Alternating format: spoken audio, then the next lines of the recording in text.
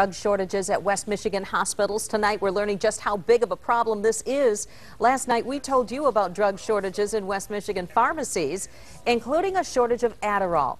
But we've uncovered some basic standby medicine is running low as well. And 24-hour News 8's Danny Carlson is live at Metro Hospital tonight in Wyoming with what she's finding out. Danny? Sue, there are drug shortages at several different hospitals across West Michigan, including right here at Metro Health. They told us today that they're having trouble getting their hands on enough injectable drugs. That means everything from painkillers to cancer treatment.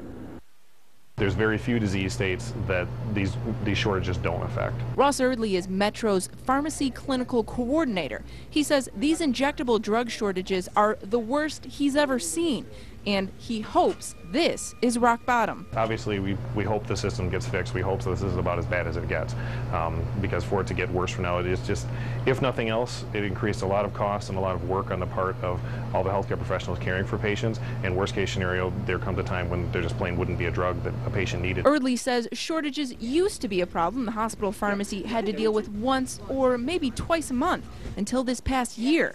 Nearly 60 injectable drugs are on the FDA's drug shortage list right now. And Eardley says at Metro, every single day, the hospital is trying to order something it just can't get. Right now, one of the big problems is morphine. Metro usually keeps about a 3-week supply on hand, just in case.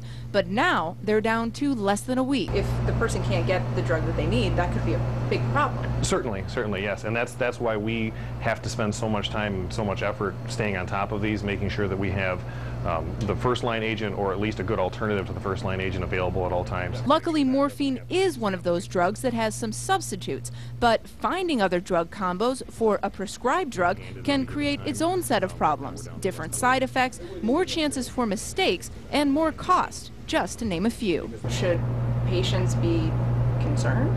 I would say they not overtly concerned right now, because we still do have medications to treat them and we have workarounds. It's definitely something that needs to be addressed. And Eardley told us tonight that one of the reasons the shortages are happening right now is there are fewer companies that make these injectable drugs, so there's just less slack in the system. He also said there's not a ton that the average person can do. You could call or write your congressman, and we reported to you last night what President Obama's plan is to deal with this drug shortage issue. We have more information about that on our website, woodtv.com. Live outside of Metro Health tonight, Danny Carlson, 24-hour News 8.